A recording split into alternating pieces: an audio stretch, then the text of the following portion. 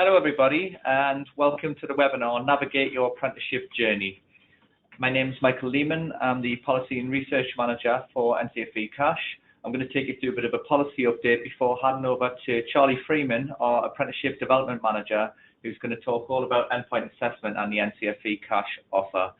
We are also joined in the room by Andrew Gladstone-Heighton, who's our policy leader, and he'll be helping us to take some questions at the end. So if you do have any questions throughout the course of the webinar, please write them down and remember them, and there'll be a chance at the end to ask them all. We will save them for the end because there's a decent chance that we'll cover some of the questions that you might have as we go through. Just before we get started, can I ask, just to confirm everybody can hear me just by writing in the chat box and just let me know that you're there. Maybe send me a message about where you're from and where you're coming from, just so we know, and then we'll get started.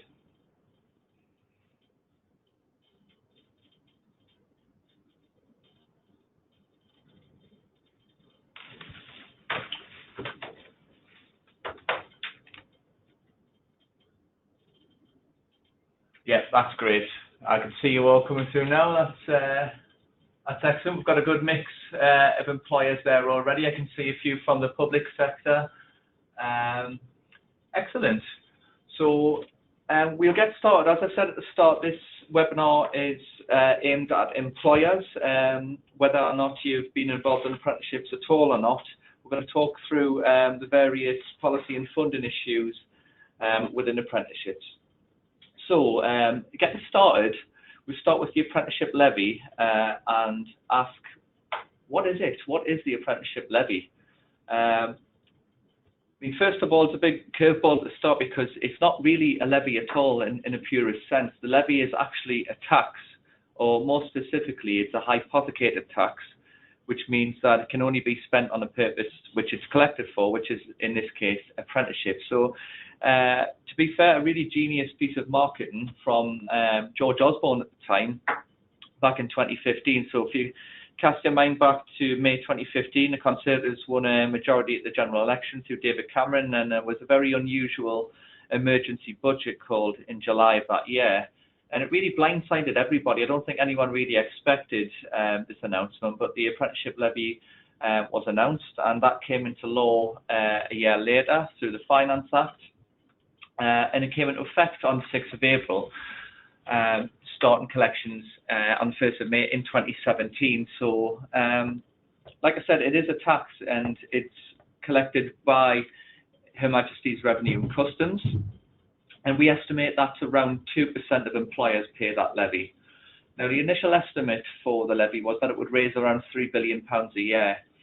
But as I've already said, because it's a tax, like any tax, the amount collected really depends on the performance of the economy. It depends how employers are doing, how many employers are paying over £3 million to their staff, and the fluctuations in that means that that's now been downgraded, that estimate, to around £2.5 billion.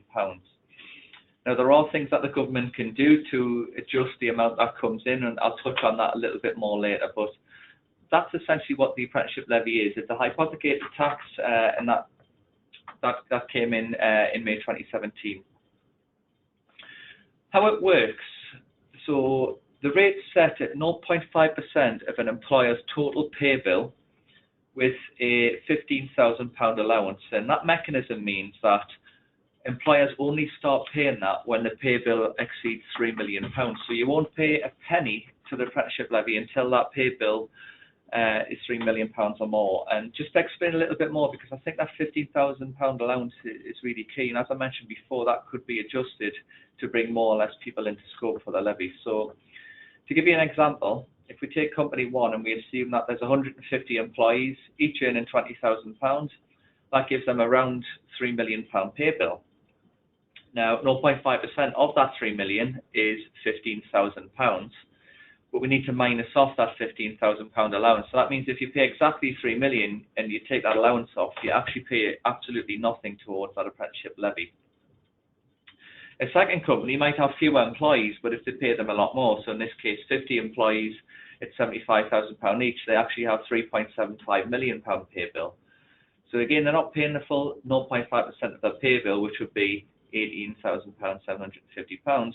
because you need to take that allowance off, so they actually end up paying £3,750.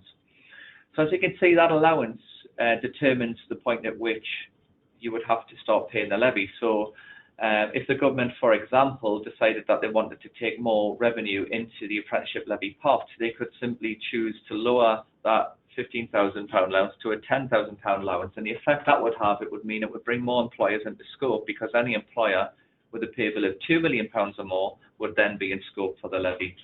Now, I don't want to worry anyone, because there's certainly no plans for that yet, but you know, as time goes on, I think it's important to remember that this isn't necessarily fixed, and the Chancellor does have it within his gift to make adjustments to the levy to make sure that the money coming into the pot is enough to meet that demand. I will say at this point, I think demand, if anything, has dropped off a little bit so far, so we need to really wait and see. The government also apply a 10% top-up to monthly funds entering a levy-payer's digital account. So everything from an employer's point of view, if they're a levy-payer, will be managed through a digital account. And when George Osborne made the announcement, he guaranteed employers that they would receive more than they put in to their account, and that's recognised now. It's been through this 10% top-up. So for every £1 that you put in, 10% is added on from the government, which means there's a little bit more spending power within that pot. A really key part of the levy is that employers have 24 months to spend this. Now, when it was first mooted, the proposal was that employers would have 12 months to spend their levy. Now, following the consultation, and a number of voices, including the CBI, asked for more time for that to be spent. And that's why I don't think we're really in a position at the moment to fully evaluate the impact that the levy's had on the apprenticeship funding system, because starts, it's been quite well publicised. You know, the number of apprenticeship starts has actually dropped in comparison to recent years. But because employers actually have the full 24 months to spend that levy, I think a number of employers have made what could turn out to be a very sensible decision, and wait, see, look at what's happening in the market, learn from the mistakes and the successes of some of the other employers in that. And I think until after April next year, when the levy's been on the market for that full 2 years, we'll not really be able to fully evaluate and understand what impact that's had. Essentially, once you get to April next year, and you haven't spent any money in your digital account, the government will start removing that on a monthly basis. So, for example, in May 2019, they would take off the payments that went into that account in May 2017, and that would be absorbed back into government coffers and probably used to fund apprenticeships for non-levy payers, and there'll be more on that later. The further complication, and I think this is worth covering, I'm not sure if we've got any employers who have employees based in other countries. So, you know, if you imagine that your business is based in Berwick or on the Welsh borders, you may have employees who live in England, Wales or Scotland working for you. Now, the UK levy is a UK-wide levy, so, you know, everyone is in scope for that tax, whether in Northern Ireland, Wales or Scotland, but the actual levy system is only active in England. So what happens is that's a portion based on the number of employees who actually live in England. So you would pay the levy bill based on the entire number of employees working for your company.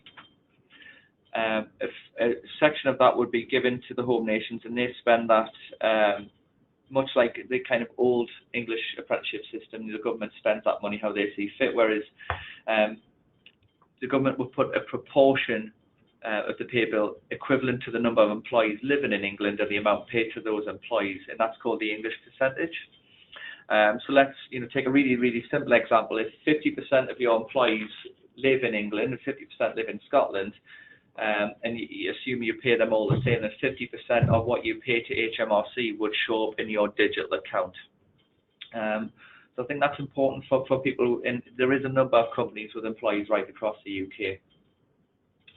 So you would provide information to Her Majesty's Revenue and Customs, and they would calculate that percentage, and that should show alongside the funds in your digital account. There is a link at the bottom of this slide as well, and the slides will be sent afterwards, where you can get some real full information from the government on how this all works. A reasonably new development is being able to share funds with other employers. So groups of companies who would like to pay the levy together and set up a single shared account can actually pool their funds through that mechanism. And another recent development is that levy-paying employers can transfer funds to other employers, and that would typically be in their supply chain. So let's imagine a large car manufacturer. They might have a company who supply tyres or other parts of cars. They may think that it's in their best interests to pay some funds towards their supply chain to help fund their apprenticeship program, because that helps the overall business stay more sustainable. So 10% of any employer's levy can be transferred to another employer via that system, and I believe that's available to levy and non-levy payers. So a good bit of welcome flexibility there for employers, because you know, it may make sense in some cases for employers to have that flexibility. That 10% again is something that we may see change as time goes on. I know I've already heard some talk of some employers demanding that should be a higher rate, that they can transfer that further down. But there is some reticence to that, because I think it potentially could be open to abuse. So again, that's something that we need to wait and see. A lot of these reforms are reasonably new, and I think the government should take some credit for just leaving things alone for a while to see everything beds in before it's fully evaluated and changes are made. What the levy can be used for, very simply, is the costs for apprenticeship training and assessment only. So the cost of end assessment, training itself, and of course that is relevant to the number of apprentices from England within that. So the funding band maximum is important to note, in that, you know, if you want to spend more on the training and assessment than the maximum funding band, it's within your gift to do that, but you would need to fund that yourself, and it would not be eligible from your levy pot. So I think that would be quite rare, because obviously providers and endpoint assessment organisations are in a competitive market, and you know, they would have to have a very good reason to charge more than that. Very useful excerpt that I've put on here from the government's own website, which is that you can't use funds to pay for other costs. And I think this is a useful list of costs that employers need to bear in mind when setting up an apprenticeship program, because there are other costs involved, such as wages. And you know, the law says that the apprenticeship minimum wage is a lot lower than the national living wage. We would always encourage employers to pay as much as they can for those apprenticeships. Other things that included things like a license to practice, travel, which can be quite significant, particularly for younger learners, and of course the cost of setting up and maintaining an apprenticeship program itself. And we can offer advice on all of these things. Non-levy payers. So we spent a long time talking about people who pay the levy, employers who pay that levy, but they're, you know, as we said before, it's about 2% of companies. So what about the 98% of companies who don't pay the levy?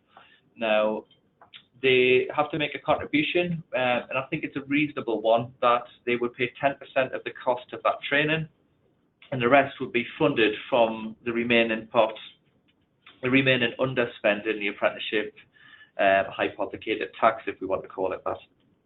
So essentially, the levy payers would be funding the non-levy payers 90% cost of that, but 10% would be to pay. They're not going to be able to access the apprenticeship service until March 2020, so there's interim funding available. So I don't think we won't see too much of that change, but that means the government are essentially funding this part of the system until 2020, when those costs will come from the other part of that system. The government will waive the co-investment requirement for employers with fewer than 50 employees, so really small companies here. And this is if the apprentice is 16 to 18 years old, which is a good measure to encourage taking on younger learners, or an eligible 19 to 24-year-old. And that eligibility is really around disadvantage. So I'm thinking care leavers, disabilities. There's certainly a more exhaustive list there within the funding rules. And I think that's really welcome, because we need to ensure real fair quality access to apprenticeships for all learners. For those of you in the public sector, Important to note that all public sector bodies with more than 250 employees, and I think that's probably about 99% of public sector bodies, must have 2.3% of their workforce as apprentices rather.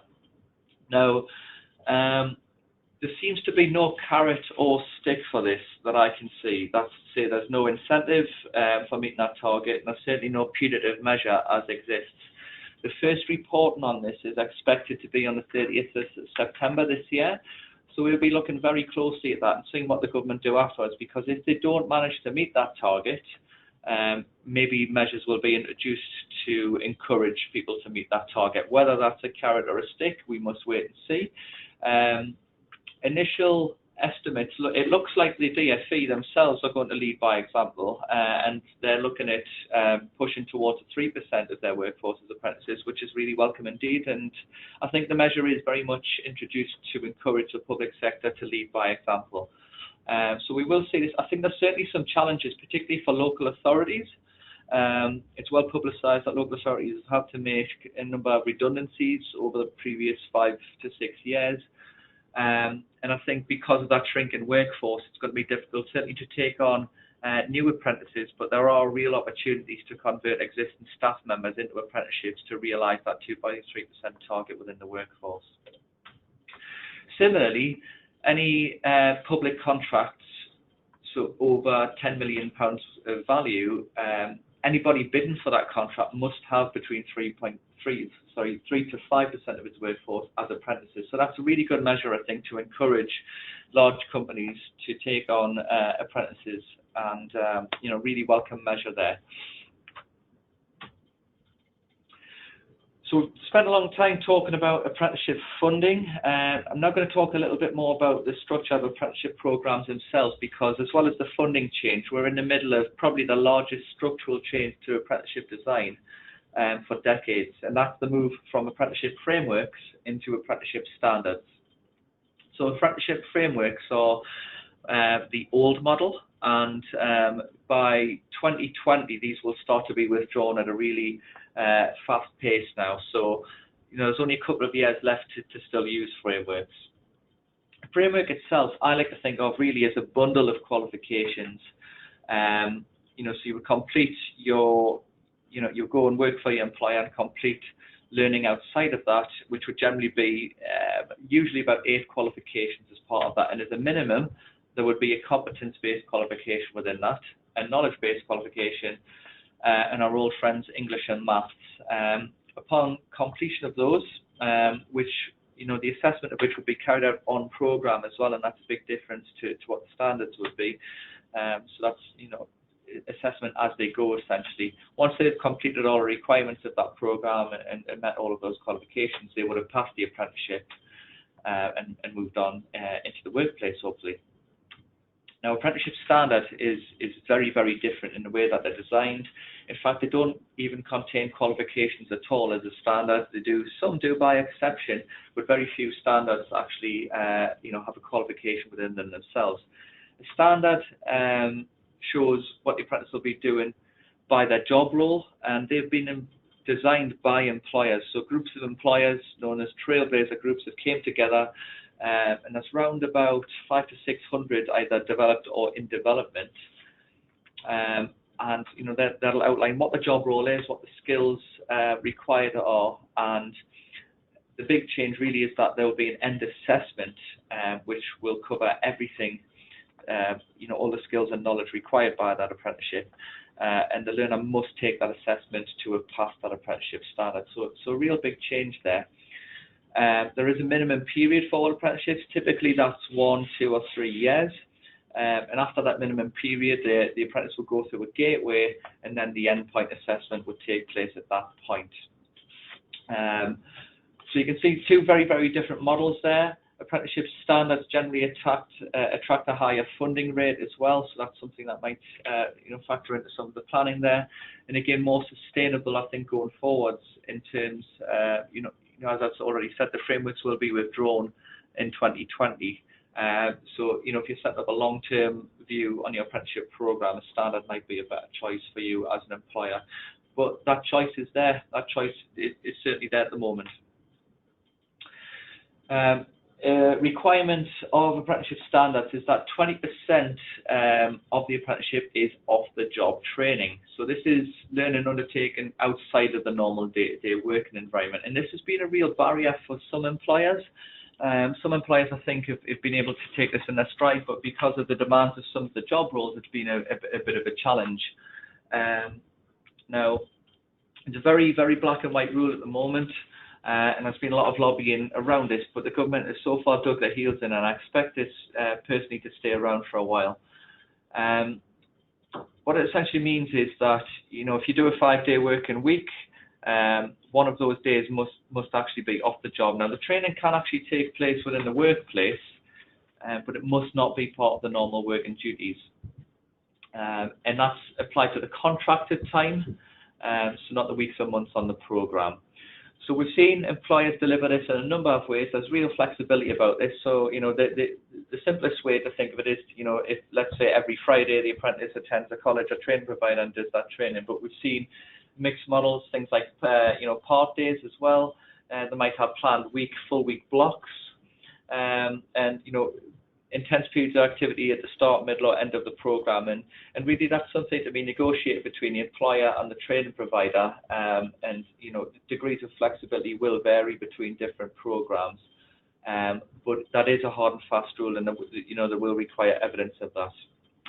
Spare a thought for the learner, because this 20% off the job doesn't include the English and maths time. So as well as working you know, a week at apprenticeship, 20% of that being off the job and all the training that comes with that, they have about a half-day extra of English and maths that they need to keep on top of within that time. So, you know, these apprenticeships are quite demanded on the learner, and I think it's important that we support them to do the best they can on programme, because ultimately they're going to become part of your workforce. Funding bands, another change. So there were 15 funding bands, but from the 1st of this month, that's been increased to 30 funding bands. So the lower and upper limit remain the same. So even when we had 15 funding bands, the lowest cost of an apprenticeship was £1,500, all the way up to a whopping £27,000. Now, the 30 funding bands mean essentially there's been sort of little drop-offs points added within that. So there's now kind of a lot more funding bands, and they are reviewing some of the existing bands on some of these apprenticeships. So call me cynical, but I rarely see the government reviewing something and then giving it more money. So I would anticipate some of those under review may well slightly drop, and I don't think there'll be a large drop, but I think they might slightly drop off in the upper limit of those bands. Now, the reason behind this is that employers are expected to negotiate a price for apprenticeship training and assessment. So the bands are upper limits. However, what we found is exactly the same thing has happened as happened with tuition fees. So when tuition fees were introduced, the government set those at a maximum of just over £9,000. I think it's 9,260. Somebody can surely tell me if I'm wrong on that. And what they expected was that every university would look at their own course offerings and charge different amounts depending on the course, different amounts depending on the institution. Now, as we all know, what actually happened is every university charges the top amount for everything. And it's a similar thing that's happened here, but that's largely because looking at the cost of delivering this training, the prescriptive nature of the endpoint assessment, actually, it's very, very difficult in a competitive market for a provider or for an endpoint assessment organisation to offer anything below that limit. So I think you know, the government are tinkering with these funding bands because they haven't seen as much negotiation as possible, and perhaps they haven't necessarily learned the lessons from the higher education reforms that they put in a few years ago.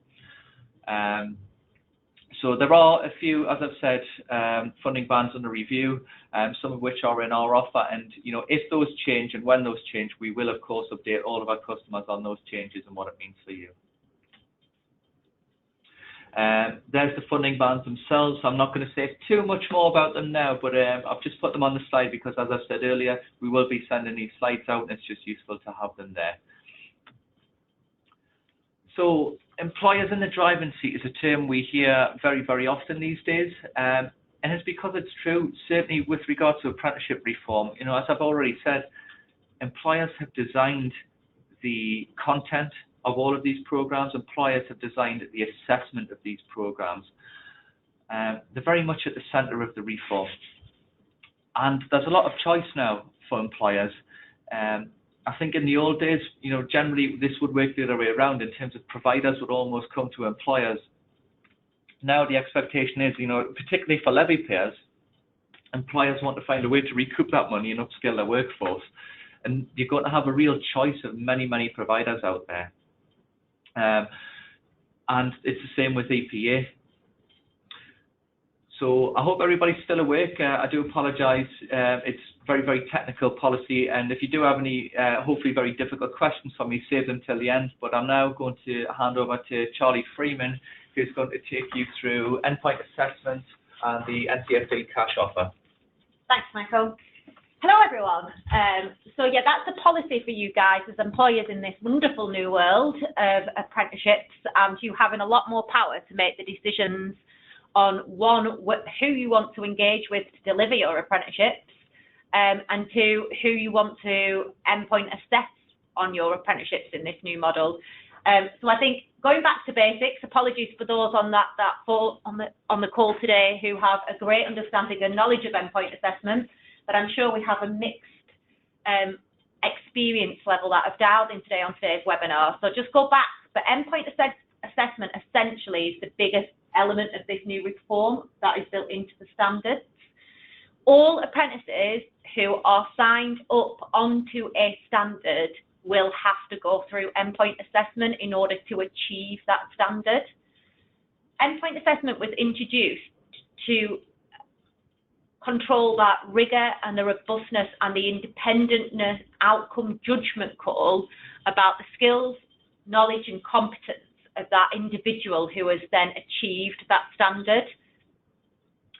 And like Michael has been saying, it was you guys as employers, it's some of you have already been involved in Trailblazer groups who have come together and designed the content of the standards. So historically, when the qualification base, your awarding organisation would have wrote that qualification and would have had a lot of control over what went into the qualification, what units were in there, how it needed to be assessed, and what evidence needed to be collated from a provider's point of view and from an apprentice's provider view in order to make the judgment call of whether they've achieved that qualification. In this new world, you are the employers, if you've been involved in this process, have made those decisions. You, the employers, have wrote the standard and decided on what the assessment plan and what skills, behaviours and knowledge needs to be covered for that particular standard. And you, the employers, have also set out how it will be assessed in terms of endpoint assessment and what endpoint assessment organisations need to design and develop and assess. So as endpoint assessment organisations, yes, we're independent and yes, we have to build all of our models, but we should all essentially be working to the same rule book because it's the standards that we are taking all of those components from, which ultimately have been wrote by you, the employer. So an independent third party, so this is what independence has kind of been defined as essentially, is that the independence of that organisation means that they've had no interaction with the delivery elements of that apprentice as they've gone through their standard journey. They also on the employer, so as the employer you're having interactions with that apprentice on that journey. So what they're saying is this endpoint assessment organisation, which obviously NCFE has set up and on the register for, has to be completely independent to that journey so that there's no conflicts of interest when they make the judgment call as to whether that apprentice does have the skills, the knowledge and the competence and behaviours at the end of their journey. And anybody that wants to do endpoint assessment needs to go through the same sort of rigour as applying to the ESFA as you would have to do as to be a provider in the new world to deliver apprenticeships. So all of the wonderful providers would be on the register of training providers for apprentices or apprenticeships. So when you're selecting your training provider, it's not about just going out and picking who you want to work with. You have to make sure that they're on the register to actually deliver apprenticeship training. Likewise, with endpoint assessment organisations, you have to make sure that we're on the register so that we've been approved by the ESFA in order to assess for that particular standard. So those two registers, ultimately, as an employer, are your starting point in your decision-making process as well. Endpoint assessment can take lots of different varieties. We refer to them as components of the standard. So you have a standard, which has naturally been wrote by employers like yourselves, and then they have to pick a minimum of 2 different components to be able to fully make the judgment call on that apprentice at the end of their journey on that standard. So whichever combination of assessment types they pick or components that they pick, they need to be able to fully see that the skills, the knowledge and the behaviours that apprentice can then demonstrate to be able to sign them off and almost validate that they've got those behaviours for that particular standard. And we're seeing a big range. You tend to find that your level 2 standards and some of your level 3 will have the lower number, so they'll be around that 2 or 3 combination. And as you get higher within the standards, so you get more to your level 5 or your level 6, you see a greater number of these assessment types being picked and selected and being part of that endpoint assessment journey. Again, like I say, whichever standard, when it's been wrote and when it's been signed off by that employer trailblazer group, that then sets what a component must be used. So regardless of which endpoint assessment organisation you select, the components of assessment will be the same. The hows and the wheres and the whats of how that's delivered, that is what will differ in terms of the service from your endpoint assessment organisation, but the actual component itself will be the same. And I think it's really important for you as employers when you're making all of these decisions of either investing your levy pot, because I'm sure we've got a mix, because as Michael said, there's only 2% of you that are levy. We'll be incredibly lucky at NCFE if everybody that signed onto our webinar today is a levy payer. So assuming that we have that 2% mix on today's webinar, the high percentage that we're talking to today of you employers will be non-levy. Therefore, you can then be working with your training provider to access the majority of your funding and make your contribution to that journey.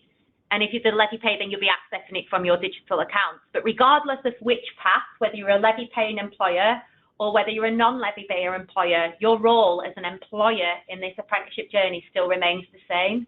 It's really important for you to fully understand the different standards that are available to you for your workforce, so that when you are doing your workforce planning and you're looking at succession planning, or you're looking at skills gaps in year 1 or year 2 or year 3 for your future, that you can fully understand what standards are out there and then be able to build that into your training plans for the future in order to be able to maximise and fill some skills gaps potentially for yourself as organisations. If I'm talking to the levy organisations that are signed in for today, many of you are finding when I'm engaging with the learning and development teams within those levy payers, if you've just had a significant cut to your training budget because you as an employer, as a levy paying, you've now got this new tax, and this new tax should be therefore, it's coming back to you as an organisation and should be used for apprenticeship training. So why do you need that full new pot of allocated training money? Because you now need to utilise that money that's in your digital account. So I'm going to give you a slash on your training budget, but you need to utilise your training from your digital account. And this is a common theme that we're finding with lots of levy paying pots.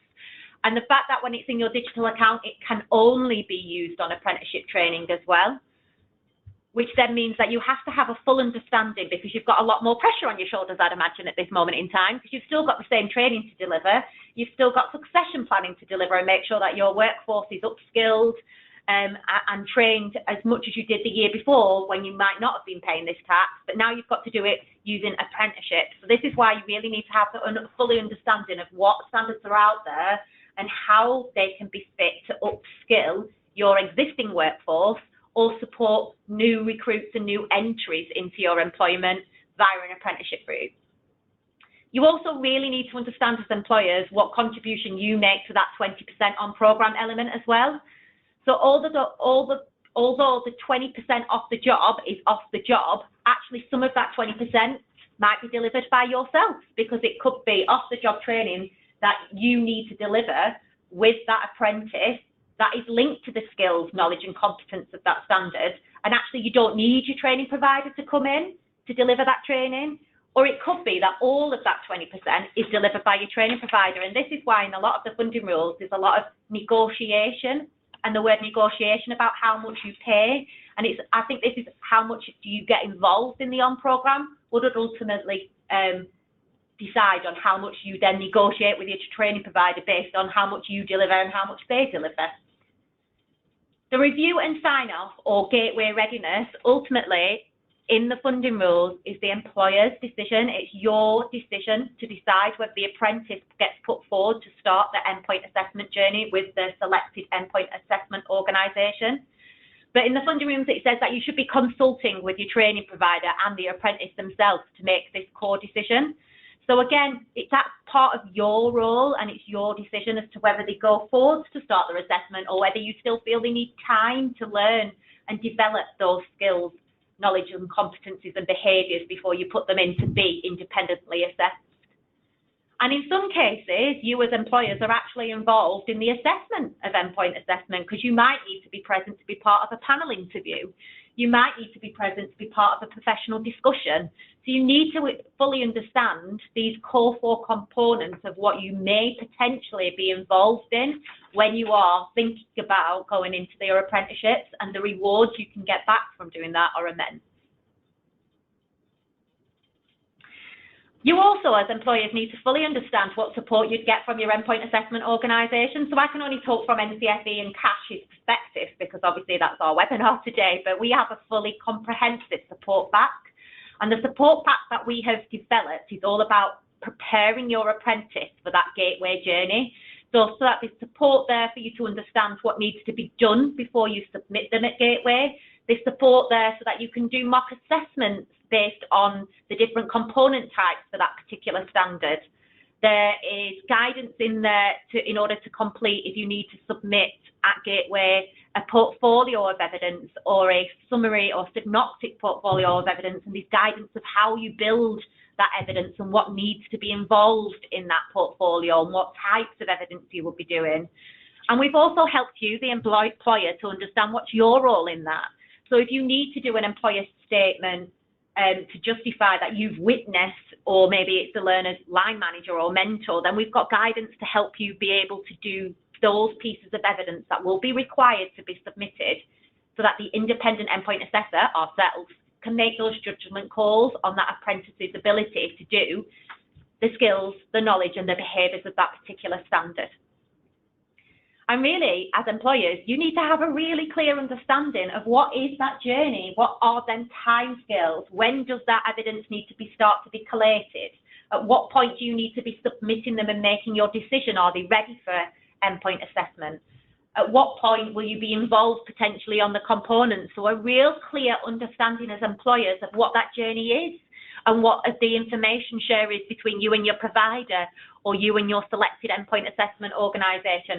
And I'm really confident that NCFE Cash can really support you with that, because we've got quite a comprehensive customer journey with those timelines available for you now.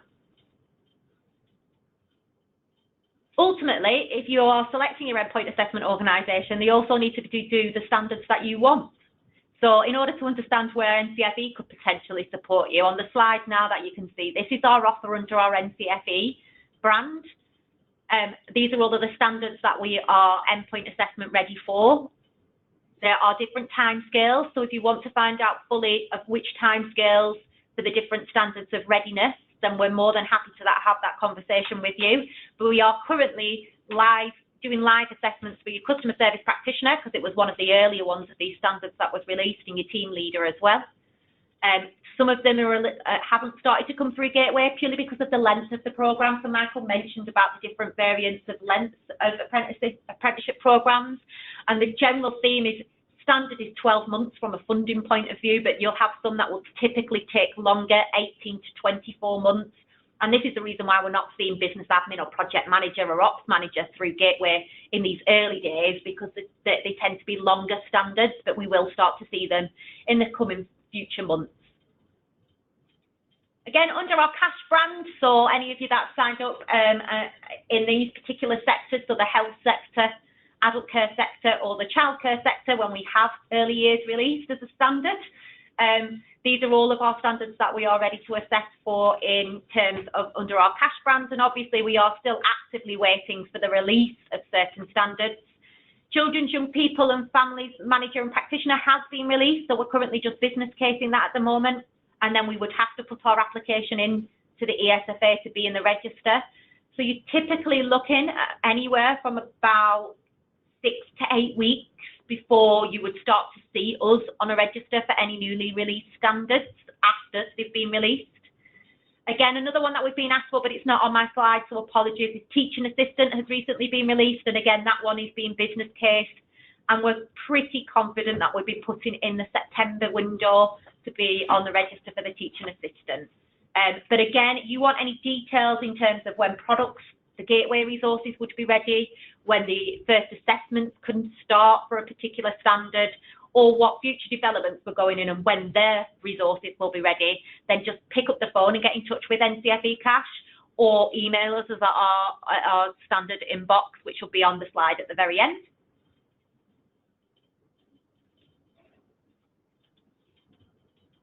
And that's it from me, really. I know that we've had lots of questions come in, so if you can just give us 2 minutes just to start to collate and have a bit of a read through the questions, and then Michael and myself will now spend the next sort of 15 minutes of this webinar hopefully answering all of your questions. So if you just bear with us 2 seconds, and we'll sort of draw those through together. Andrew's going to do us a massive favour, and he's going to read the question out to allow me and Michael to have a little bit of thinking time to be able to respond to those questions that you've asked. And if anyone does have any more questions, then please feel free to type them in the box now. Now is your chance. Okay, good morning, colleagues. Thank you very much for your questions so far. So a question from Gillian to kick things off. Are employers able to use the levy to pay for a training for an existing member of staff? So where an existing member of staff is an employee of a business, can their member of staff do an apprenticeship?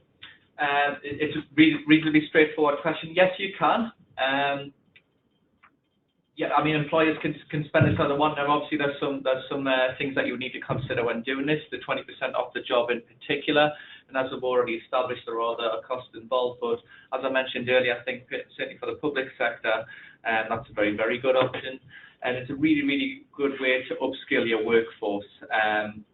We're finding good volumes on some of the programs that we've chosen to do because certainly things like management and team leading really have a great effect on the rest of the workforce as well. Yeah, so Michael's right, it's a definite yes, but I would just be mindful, refer to your funding rules. As employers, you have employer-specific funding rules if you're going to deliver it yourself.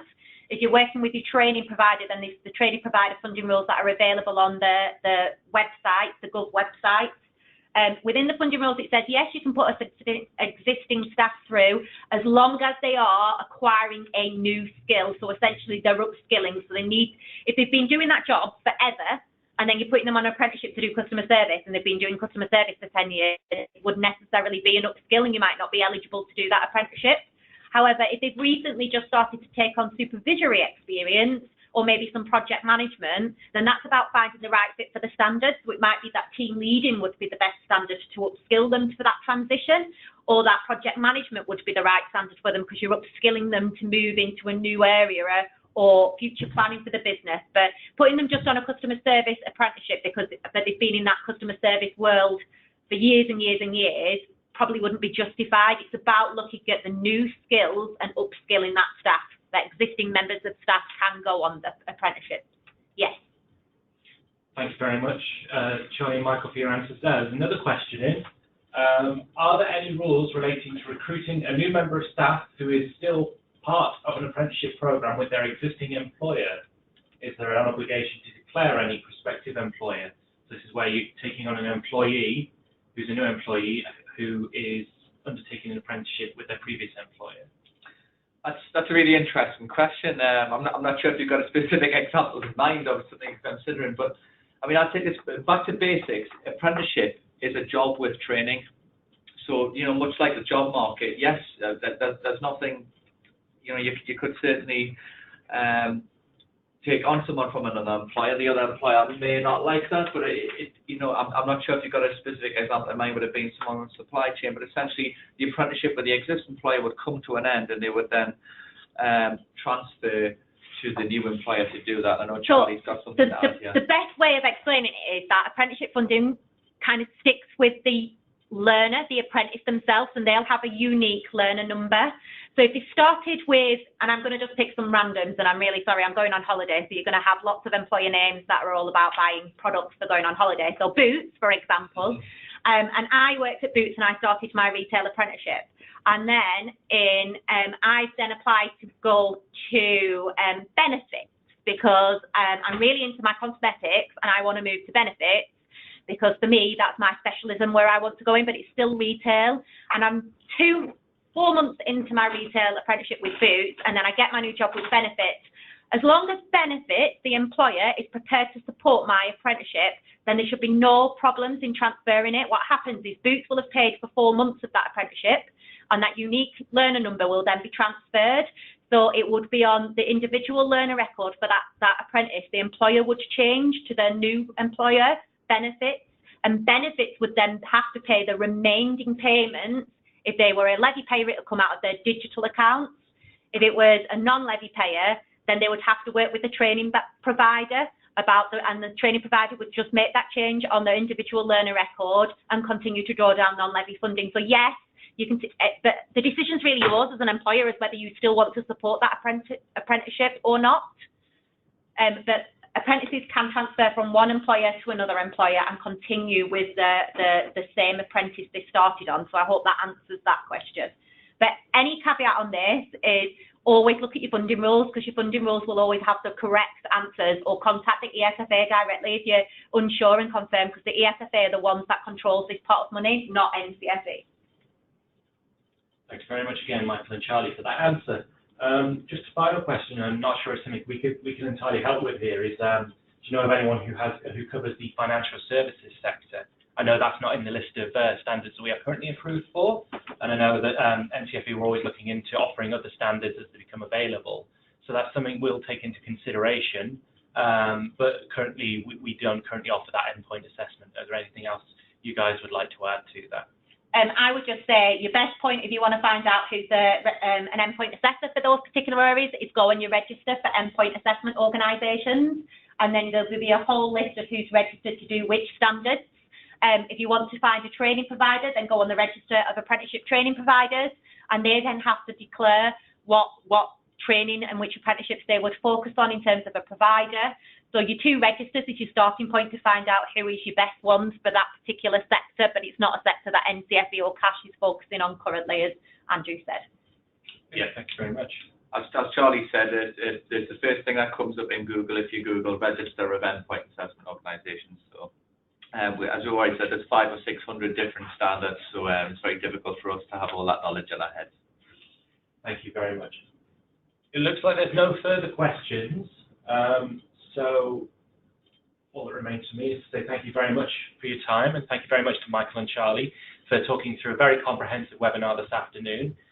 If you do have any additional questions, please add them and we can log those as you leave the webinar. But other than that, thank you very much for your time, and we've just come in under an hour, so thank you very much.